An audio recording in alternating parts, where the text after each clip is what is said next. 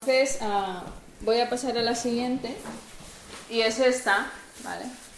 Y bueno, la pregunta no son precisamente líderes veraces, y la pregunta con la que quería empezar es: ¿cuántos sabéis lo que está pasando ahora mismo en la situación política en este país? ¿Qué está pasando? Porque veis las noticias, porque lo habéis escuchado. ¿Qué es lo que está pasando? Sí, ¿qué está pasando en la política? Bueno, pues caos. Sí.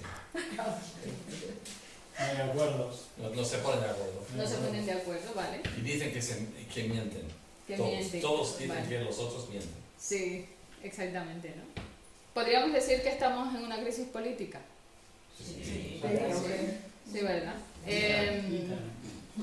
La semana pasada se disolvieron las Cortes porque este señor, que es Pedro Sánchez, que es el líder del Partido Socialista, ha sido incapaz de ponerse de acuerdo con los líderes de otros partidos o de generar pactos que le permitieran gobernar. Y como no puede gobernar, sabéis lo que va a pasar, ¿no? El día 10 de noviembre. Van a haber elecciones nuevamente, ok. Con todo el gasto logístico y con todo el gasto económico que eso va a suponer. ¿Sabéis lo que va a costar ir nuevamente a elecciones? ¿Cuánto? No busquéis en internet. ¿Cuánto pensáis que va a costar? 70. 150. 150. ¿Estamos hablando de millones? De millones, sí. No, de céntimos. No, pero podría ser de Campanyes electorals, enviar correus, enviar tot, muntatge d'urnes, ordinadors, desplaçament de les persones, Sí. pagar a les persones que estan als col·legis. Sí. Vale, pues ¿queréis saber lo que va a Sí. costar? Va a costar 140 millones de euros. Ir a votar. ¿Alguien se aproximó? Tú. Bueno. 140 millones de euros ir nuevamente a elecciones. 140 millones de euros, oye, que no se van a poder invertir en sanidad, no se van a poder invertir en educación. Lo veréis probablemente reflejado en el tema becas y todo eso. Dinero que no se va a poder invertir en dependencia, no se va a poder invertir en vivienda. Sabéis que en Barcelona hay un problema con el tema de la vivienda, ¿no? Se destina este dinero a tener que ir a elecciones porque ellos no se pusieron de acuerdo. Esto es una crisis política. Pero ¿sabéis qué es lo más grave? Que detrás de todo esto hay una crisis moral. Los líderes políticos hoy en día, dicen los estudios, que no generan ningún tipo de confianza. Como no generan ninguna confianza, la gente no les cree. Son líderes que no tienen credibilidad. ¿Qué pasa si no tienen credibilidad? Que no importa nada. Desconfianza. Desconfianza, nadie les vota. Si no les vota, no tienen mayoría absoluta, y si no tienen mayoría absoluta no pueden gobernar. Y como nadie les cree y no tienen mayoría absoluta para poder gobernar, y ni siquiera confían entre ellos mismos, no pueden generar acuerdos. Y si no hay mayoría absoluta, no hay gobierno, y si no hay acuerdos, no hay gobierno. Y este país está como está. Un país entero paralizado durante un año por la falta de credibilidad de sus líderes políticos. Es grave, ¿eh? O sea, es una situación grave. ¿Ocurre solo en la política? No. Hablemos de religión.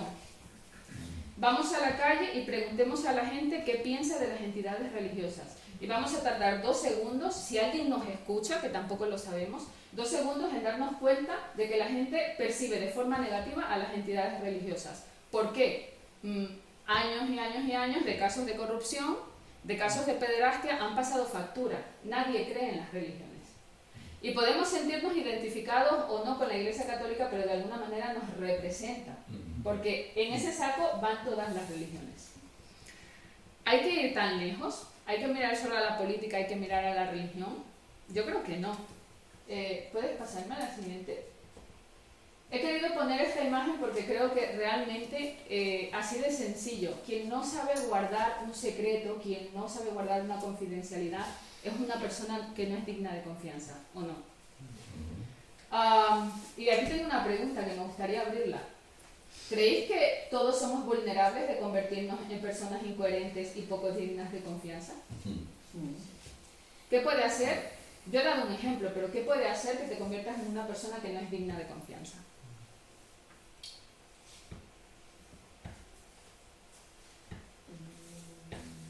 Si dices una cosa y mañana haces otra, la gente se da cuenta. ¿Y qué pasa? No te creen, ¿no? Nadie cree lo que dices. No te toman en serio. Me gusta mucho la frase de un señor que se llama Pedro Casaldáliga. Él es... no es este Pedro.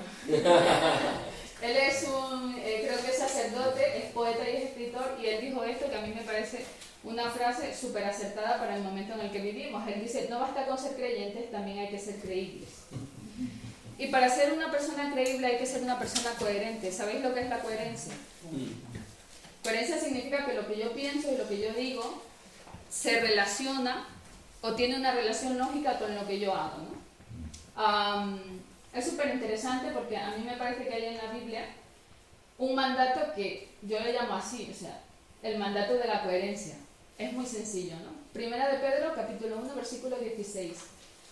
Pedro toma estas frases del Antiguo Testamento. Es una frase en la que el Señor está hablando a su pueblo. Es un momento histórico en el que Dios ha elegido un pueblo, al pueblo de Israel, para ser su pueblo. Y la elección de Dios tiene dos consecuencias. Y la primera es que Dios a este pueblo que elige le da identidad. No sé si lo habéis leído, es la primera cláusula del pacto que Dios hace con este pueblo y les dice, vosotros seréis mi pueblo y yo seré vuestro Dios. Dios le está dando identidad a este pueblo. ¿Qué significa vosotros seréis mi pueblo y yo seré vuestro Dios? Esto significa que a partir de ese momento toda la historia del pueblo, toda, queda totalmente ligada a la historia de Dios. La historia del pueblo es la historia de Dios y la historia de Dios es la historia de ese pueblo. Ellos ya no son cualquier pueblo. A partir de ese momento ellos son el pueblo de Dios porque Dios les ha elegido. ¿Vale? La segunda cláusula del pacto que Dios hace con ellos tiene que ver con una misión. El Señor les dice, vosotros tendréis que ser para mí un reino de sacerdotes y de gente santa. ¿Vale? Un reino de sacerdotes y de gente santa. ¿Qué significa esto? Esto significa que a partir de ese momento, todo lo que el pueblo hace, toda su vida, su forma de gobierno, su organización política, incluso la forma en la que se comportan con sus vecinos, la forma en la que tratan a sus criados, la forma en la que se tratan mutuamente, la forma en la que rinden culto, todo lo que envuelve la vida de ese pueblo tiene que ver con Dios. Es un pueblo que tenía como propósito y que tenía como finalidad reflejar el carácter santo de Dios. Pedro coge estas palabras y las trae al Nuevo Testamento y le dice a la iglesia, sed santos porque yo soy santo. ¿Sabéis lo que significa esto? Esto significa que la integridad, la coherencia, el ser personas veraces, el ser personas íntegras, el que haya una concordancia entre mi doctrina, lo que yo creo y lo que yo hago, se fundamenta en la naturaleza de Dios. Todo, el que yo me convierta en una buena persona, el que yo haga las cosas bien, el que yo sea un ejemplo para otros, tiene que ver con Dios. Tengo que hacerlo no porque la ley lo dice, no tengo que hacerlo porque mi conciencia me lo dicta, no tengo que hacerlo ni siquiera para ser una buena persona, tengo que hacerlo porque el carácter del Dios con el que yo me relaciono es santo. Y por consecuencia, como me relaciono de forma personal con un Dios que es santo, yo tengo que ser santo. Y esto es importante comprenderlo porque la Biblia no es un libro de moralidad. O sea, la Biblia no es un libro que está para decirnos, se tienen que hacer unas determinadas cosas y no otras porque sí. La Biblia es un libro que nos habla de la relación de Dios con su pueblo y de cómo Dios consagra todo lo que usa y todo lo que le pertenece lo consagra. ¿Recordáis la historia de Moisés y la zarza? ¿Qué ocurre? ¿Qué le dice el Señor? ¿Qué tiene que hacer cuando se acerca a esa zarza? Que se quite las sandalias porque está en un lugar santo. Se tiene que quitar las sandalias porque está en un lugar santo. Era un árbol, era una zarza. El lugar estaba lleno, seguramente, no lo sé, seguramente estaría lleno de ese tipo de árboles. ¿Cuál es la diferencia? La presencia de Dios, ¿no? La presencia de Dios. La diferencia es que Dios se está revelando en ese lugar y eso hace automáticamente que ese lugar se convierta en un lugar santo. Imaginaros las implicaciones que tiene cuando la Biblia dice que tu cuerpo es el templo del Espíritu Santo, que tu cuerpo es la morada de Dios. ¿Qué significa esto? Claro, el apóstol Pedro dice, sed santos porque yo soy santo, y yo me encuentro con una dificultad, y es, ¿qué significa que Dios es santo? Porque, claro, es complicado, ¿no? Parece que sí, Dios es santo, parece que sé lo que quiere decir, pero no sé cómo explicarlo. Y como a mí me ocurre esto, me doy cuenta de que tengo más facilidad para comprender otros atributos de Dios, ¿no? Creo que es más fácil para mí comprender lo que es el amor, o comprender lo que es la justicia. ¿Qué es el amor? Tengo la posibilidad de ser amada. Puedo amar a otras personas. Sé lo que es el amor. ¿Qué es la justicia? Nos enfadamos, reclamamos, hacemos lo que haga falta, porque somos así, ante cualquier situación que nos parezca un abuso o que nos parezca una injusticia. Sabemos lo que es la justicia. Eso es la justicia y eso es el amor para mí. De alguna manera lo comprendo. Y digo de alguna manera porque creo que hay un momento en el que nuestras categorías y nuestras definiciones se quedan pequeñas cuando se tratan de Dios. ¿Qué es el amor para mí? ¿Qué es el amor para Dios? Hay una cosa que a mí me llama la atención, y es que cuando yo amo, yo me doy cuenta de que mi tendencia es amar cuando hay reciprocidad. O sea, vamos a ver, yo te puedo amar en la medida en que tú me correspondes, ¿no? Si yo hoy te trato mal, te hago sentir un inútil, tú no vas a querer volver a verme en tu vida. A lo mucho me vas a tolerar porque Dios te lo pide, pero no creo que llegues a amarme, ¿no? Entonces, claro, hay este aspecto de reciprocidad. Sin embargo, la Biblia dice que Dios es capaz de amar a un mundo que constantemente le rechaza, que constantemente le desprecia, que incluso le aborrece. Y piensan, no estamos manejando el mismo concepto de amor. Si este es el amor de Dios, claro, en este pasaje dice, sed santos porque yo soy santo. Si Dios es capaz de amar de esta manera, ostras, Dios me está exigiendo que yo imite su carácter santo. ¿Qué implica esto para mí en mi relación con el otro? Que tengo que amar, que tengo que perdonar. La justicia de Dios. ¿Alguien sabe lo que es la justicia? Justicia para mí es derecho. La definición de justicia es darle a cada uno lo que se merece. Esa es la definición de justicia. Así funcionan nuestras sociedades. Son sociedades en la medida de lo posible justas. O sea, si tú vas al hospital, tú tienes derecho a que te atiendan, a que un médico te cure, y yo también. Eso es justicia. Entendemos que el ser humano tiene una dignidad y le damos lo que se merece. Pero cuando pienso en la justicia de Dios, digo, ¿Dios a mí me ha dado lo que yo me merecía? ¿A alguno Dios le ha dado lo que se merece? Dice la Biblia que la justicia de Dios es Cristo. O sea, la justicia de Dios es su Hijo clavado en una cruz para que tú tengas vida en abundancia. Ese es el carácter de Dios. Ese es el carácter de un Dios que es santo. Ahora Dios te dice, sed santos como yo soy santo. ¿Qué significa imitar este carácter? Porque tiene implicaciones. Si Dios te da lo que no te mereces, porque te perdona, te acoge y es capaz de pasar por alto las ofensas, ¿qué significa esto para ti en tu relación con el otro? Eso es integridad. Integridad, veracidad, coherencia, no es solo hacer las cosas bien. Es hacer las cosas bien, y todo esto tiene como base el carácter de Dios. Por eso no es moralidad, no se trata de que seas una buena persona. Dios es santo. Una exigencia de Dios. ¿Qué significa? Que tengo que ser santo. ¿Puedes pasar, por favor, a la siguiente diapositiva? Vale. ¿Cuáles son las implicaciones que tiene relacionarse de forma personal con un Dios que es santo? Pensante también lo es, pero está mal. Esto, sí. Lo hemos, o sea, lo sabemos, ¿no? Hace falta que lo volvamos a decir. ¿Qué dice la Biblia? Que no hay que murmurar, no hay que codiciar, no hay que ofender, hay que ser humildes, hay que ser sabios, no hay que ser orgullosos, no hay que ser rencorosos. La Biblia nos habla de un conjunto de normas que se ajustan con el carácter de Dios. Y como creo que más o menos las conocemos, yo simplemente quería resaltar 3 aspectos importantes acerca de lo que implica ser líderes veraces, ser líderes coherentes, ser personas que generan confianza en otros. En definitiva, en últimas, como lo llama la Biblia, ir creciendo en santidad. Y estas 3 cosas que quería resaltar son, en primer lugar, sigue, gracias. Ahí, es una condición interna. Es una obra del Espíritu Santo, en primer lugar.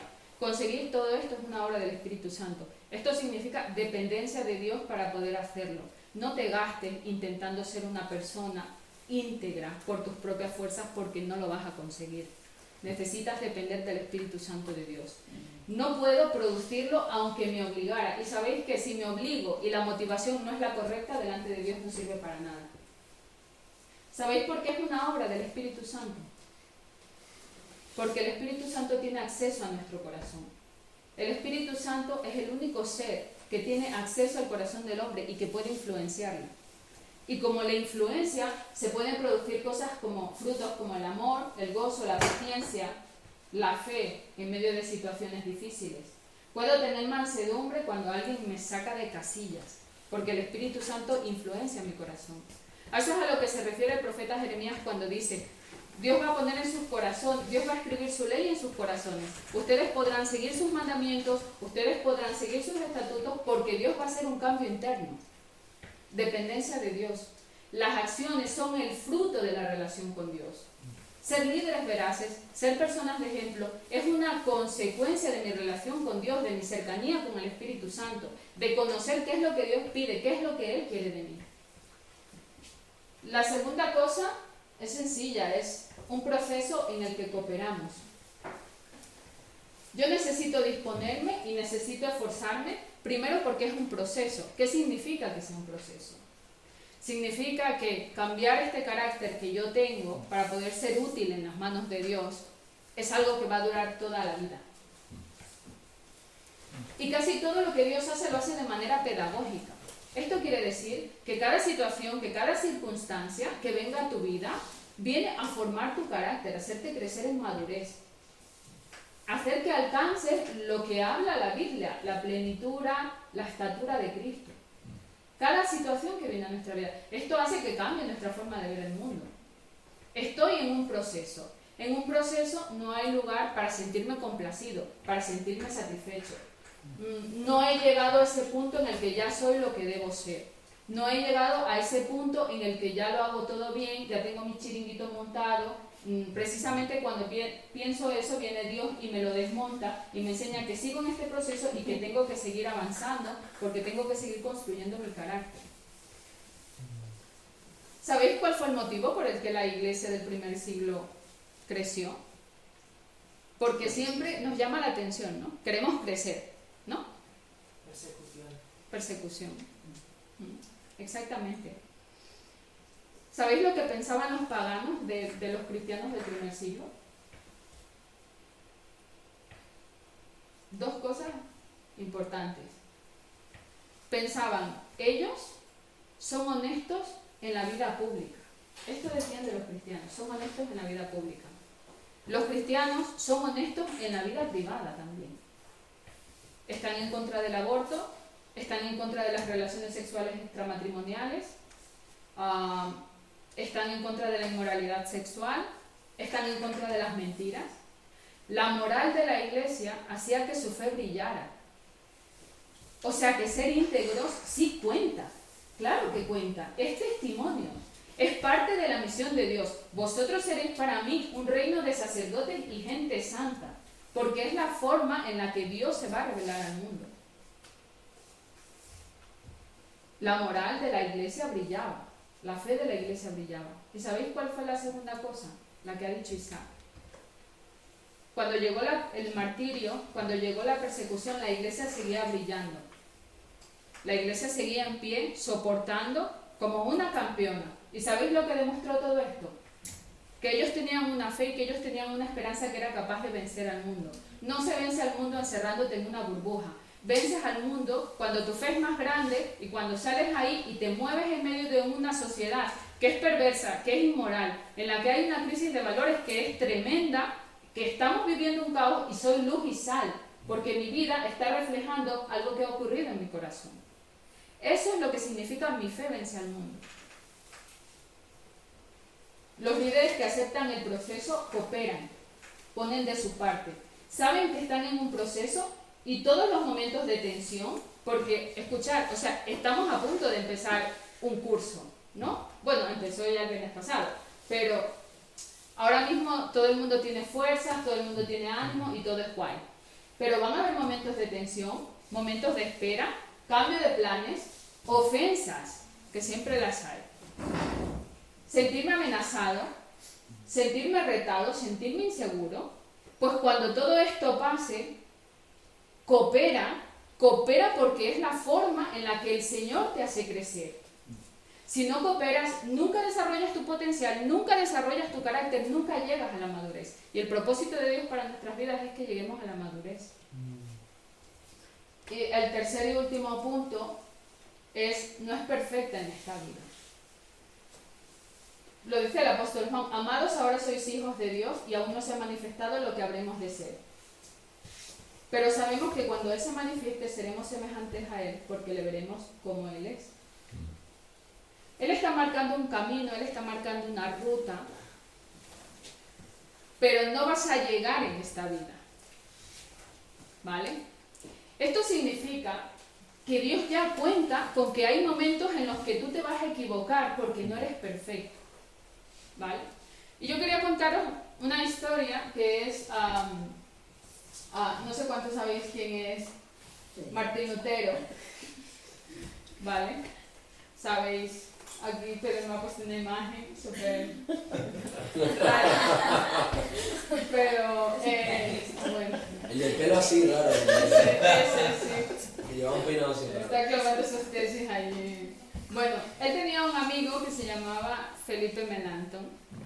Y Melanchthon se dice que era un hombre brillante, pero que era como muy ansioso, que era muy inseguro. De hecho, fue quien continuó con las ideas de Lutero, ¿no? Era inseguro, ansioso. Parece que era de estas personas que cuando hacía algo mal se machacaba mucho. ¿Sabéis? No sé si alguna vez os ha pasado. Que estás y, no, y es que ya lo hice mal, no quiero volver a intentarlo, no quiero volver a hacerlo, tal, y, que soy lo peor. Claro, y Lutero le escribe una carta y este fragmento, cuando lo leía, me parecía súper interesante porque ha dado para hablar lo que no está escrito. Entonces él le dice lo siguiente: si eres predicador de la gracia, predica la gracia verdadera, no la gracia fingida. Si la gracia es verdadera, ten la seguridad de que se trata del pecado verdadero, no del fingido, porque Dios no salva a los pecadores fingidos. Sé pecador y peca fuerte, pero confía y alégrate más fuertemente en Cristo, vencedor del pecado, de la muerte y del mundo. ¿Vale? Sabéis lo que dijo todo el mundo, ¿no? Que se están riendo porque yo saqué esta frase en Bulgaria y me criticaron muchísimo. ¿Sabéis qué significa? Los que la conocen, ¿sabéis qué significa? ¿Creéis que Lutero está animando a su amigo a pecar? ¿Qué está haciendo? Tengo una amiga que le dice a sus hijos: no queremos a niños buenos, queremos a pecadores. Sí, necesito que seas pecador, porque si no eres pecador no me sirve de nada. O sea, Dios no salva a niños buenos, salva a pecadores. Entonces, como en este sentido. Sí. No que peques, no te está incitando al pecado, pero dice, cuando lo hagas, sé vulnerable, sé verdadero hilo, ¿no? Sí, exactamente. Supongo que esto tiene que ver con el texto de San Pablo, ¿no? ¿Qué haremos si resolveremos el pecado? Algo así, ¿no? Para que la gracia de Dios esté ahí, ¿no? Sí, Lutero está describiendo dos realidades, o sea que no es muy complejo. La primera es que eres un pecador arrepentido y probablemente habrá momentos de tu vida en los que no vas a dar la talla. Y esto te va a pasar como monitor, esto te va a pasar como esposo o esposa, como estudiante, como vecino, no vas a llegar, no vas a dar la talla. Pero lo interesante es que señala otra realidad. Tío, hay algo que pone por encima de todo esto. Cuando lo hagas, mira a Cristo. Arrepiéntete de lo que has hecho mal, corrígete y sigue adelante. Que Cristo ha vencido al pecado, ha vencido la muerte y ha vencido el mundo. Me ha encantado algo que ha ocurrido esta mañana, y es que estábamos en el grupo, aquí de los grupos pequeños, y una persona ha dicho: esta semana la cagué. La cagué porque me confié y no me preparé como tenía que haberlo hecho, o no hice como tendría que haber hecho. Tengo que esforzarme más, tengo que hacerlo mejor. Mirad, necesitamos líderes y necesitamos referentes reales. Estamos hartos de superhéroes que son inalcanzables. O sea, que es que no se puede llegar. No se puede llegar de ninguna manera. Hay momentos en los que no vas a dar la talla. Cuando ocurra, levántate y ya está. Dios ya cuenta con que vas a fallar. A mí me llama la atención que Pedro San Jaime, el ex rector de IPSE, cada año empieza con el mismo discurso. Claro, yo he estado 4 años y me lo he comido año tras año. Y él siempre dice, ahora todos son amigos, todos se llevan bien, están contentos, están descansados, se acaba de terminar el verano, aún pueden usar la piscina en septiembre, entonces todo es genial, o sea, todo es perfecto, es una maravilla ir a clase. O sea, todo es nuevo, te compras libretas, es perfecto. Pero a mitad de curso, cuando te tengas que levantar a las 5 de la mañana para estar aquí a las 8, sea invierno y haga frío, se te acumulen los trabajos, se te acumulen las tareas, tengas exámenes y llegues a IPSE y la gente te mire mal o te diga algo porque también está cansada, pues oye, va a pasar lo que siempre pasa. Y él siempre dice, ya sé que en algún momento a mitad del curso haréis cosas de las que os vais a arrepentir. Y pasa, oye, pasa. O sea, febrero, marzo, típico que te gritas con alguien, te peleas, te enfadas, le reclamas al profesor por mandarte tareas, o sea, manda un montón de cosas.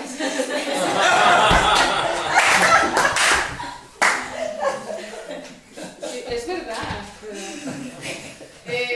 No creas, Marcos. Sí, un montón. Este año quitó, pero en mi curso. Oye, Digamos la verdad. cuando pase, levántate, sigue adelante y piensa que la gente a la que está siendo ejemplo te vea disculparte, te vea reconocer un error, te vea pedir perdón, tiene valor. Tiene valor. Y yo creo que ya está, porque tampoco me quiero alargar. Entonces, he preparado unas preguntas para trabajar en minigrupos. Y bueno, ¿os apetece? Sí. Sí. Vale, entonces, mirad, bueno, primera pregunta, ¿no? Atributos como el amor, la justicia y la santidad de Dios, ¿qué me enseñan con respecto a cómo debo vivir? ¿No? Dios tiene un carácter, y que tenga un carácter, ahí hay unas exigencias para nosotros. Vivir conforme al carácter de Dios, intentar reflejarse una muestra del carácter de Dios. Segundo, cómo los momentos de tensión, de duda o de debilidad son una oportunidad para alcanzar la madurez e integridad. Estoy en un proceso. O sea, estás aprendiendo a ser un líder veraz, estás aprendiendo a ser un líder íntegro, no pasa nada, esto es un proceso. Pero cómo estos momentos me ayudan. Y en tercer lugar, ¿creéis que la gente necesita? Antes hay otra, puedes pensar en una situación reciente. Sí. Reciente de mucha tensión o duda que te haya servido para crecer. Y la última, bueno, ¿creéis que la gente necesita líderes reales y no superhéroes? ¿Por qué? ¿Vale? Entonces, Solo una cosa, que el versículo que siempre me ha llamado mucho la atención no me acuerdo dónde es Marcos habla, pero sin santidad nadie verá a Dios. Es que es muy fuerte este versículo y siempre me convence del pecado, ¿no? Que sin santidad nadie verá a Dios. O sea, si yo no soy santo, si no, o sea, entonces yo soy un obstáculo a que otros vean a Dios. Sí. O sea, uno de los